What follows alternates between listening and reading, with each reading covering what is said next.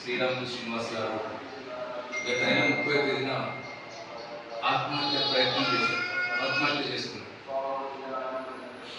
కారణం కూడా మనందరికీ తెలుసు.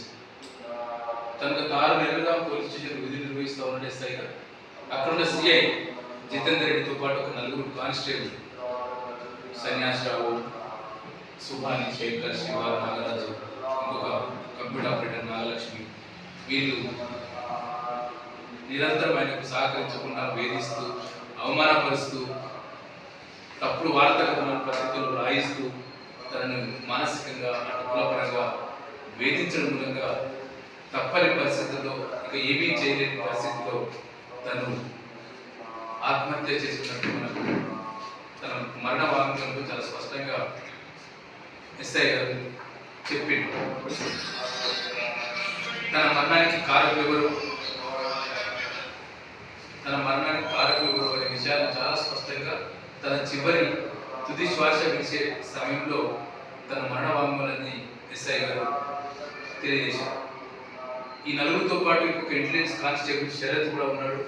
శరత్ సోదరుడు నమస్తే తెలంగాణ రిపోర్టర్ రఘు అని అశ్వరాపేట సంబంధించిన రఘు కూడా తప్పుడు వార్తలు రాయడంతో తను మానసికంగా వేదన గురై ఆత్మహత్య ప్రయత్నం చేసిన చెప్పి తను చివరి వాంగ్మూలంలో పేర్కొన్నాడు. ఇది మొదటిది కాదు, చివరిది కూడా కాదు. మనకు తెలుసు అంటే చాలా మంది పోలీసులు అంటే మనం ఏమనుకుంటాం, మనకు రక్షణ కల్పిస్తాం అనుకుంటాం. పోలీసు సామాన్య ప్రజలు ఎవరైనా పోలీస్ స్టేషన్కి వెళ్ళి మాకు ఇట్లా అన్యాయం జరిగింది, మాకు న్యాయం చేయమని చెప్పి అడుగుతూ ఉంటాము, దరఖాస్తు ఇస్తూ ఉంటాము, ఒక న్యాయం చేస్తుంది, ఒక ప్రాసెస్ నడుస్తూ ఉంటాం.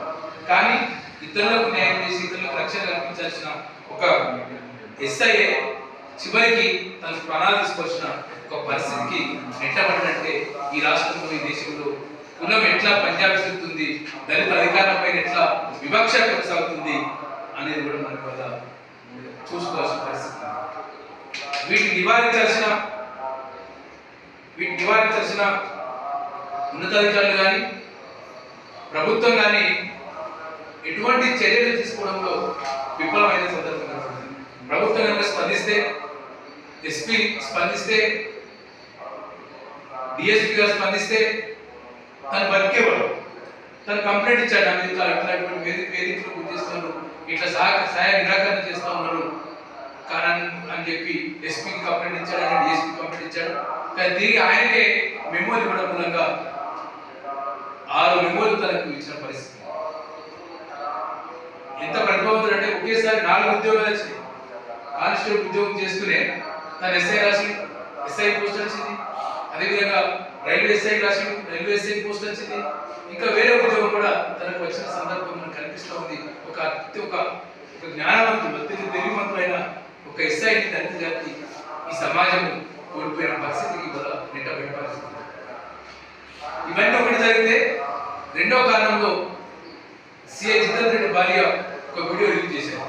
నేను కూడా ఎస్సీనే, మా భర్త మంచోడు, తన మీద కేసులు పెట్టద్దు అని చెప్పి ఈ కేసును పక్కదో పట్టించడానికి సిఐ భార్య ఒక వీడియో విడుదల చేసి ఒక గందరగోళం సృష్టించడానికి ప్రయత్నం చేసిన పరిస్థితి.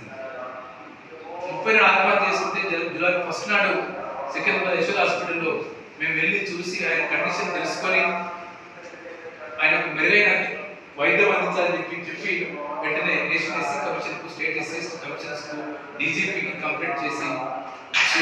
కానీ ఆయన బతకాలనుకున్నాం కానీ తను బతకలేకపోయాడు, చనిపోయాడు.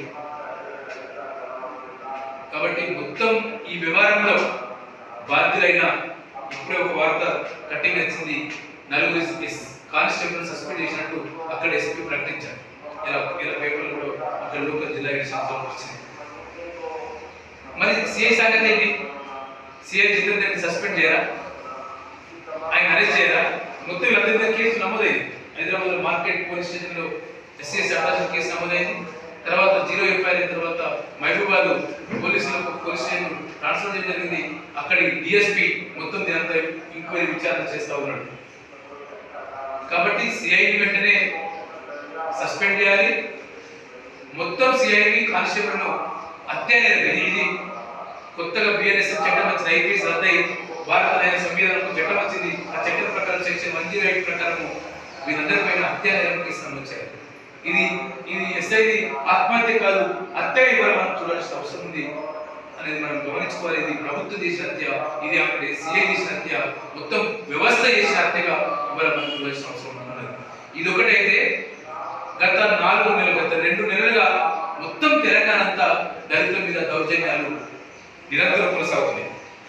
పక్క జిల్లాలో సిద్దిపేట జిల్లాలో సీతారాంపల్లిలో దళితులు హనుమాన్ మాలేశ్వరం పాపానికి గుల్లోకి నాయకుడు అవమానించపరిచారు.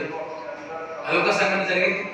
రంగారెడ్డి జిల్లా షాబాద్లో ఒక దళిత అబ్బాయి బ్యాగరి రాములు అని ఒక ఏడో చదువుకునే 7th క్లాస్ అబ్బాయిని, మైనర్ అబ్బాయిని దానిమ్మ పల్లి అని చెప్పి అక్కడ రెడ్డి కుటుంబాలంతా కలిసి కట్టేసి మెడకు కాళ్ళ కట్టి చేతులు కట్టేసి చంపడానికి ప్రయత్నం చేస్తే అక్కడ చూసిన వాళ్ళు ఆ అబ్బాయిని రక్షించే పరిస్థితి. ఈశ్వరమైన ఒక ట్రైబల్ మహబూబాద్ ఉమ్మడి మహబూబాద్ జిల్లా, నాగర్కర్నూలు జిల్లా ప్రాంతం చెందిన, కొల్లాపూర్ ప్రాంతం చెందిన ఒక ఈశ్వరమ్మ అనే ఒక ట్రైబల్ లేడీని తన భూమిని తనను లేబర్గా చేసుకుని తన భూమి అమ్మాలని చెప్పి బలవంతం చేసి చివరికి ఎంత ఘోరం చేసినట్టు ఆమెను గ్యాంగ్ రేప్ చేసి తన ఇంటికి పారిపోతుంది. భర్త సంతకం పెట్టదు, ఈమె సంతకం పెట్టదు, నేను సంతకం పెట్టను అని చెప్పి ఆమె ఇంట్లో తన తల్లిదండ్రులు పోతుంటే ఆమె పట్టుకొని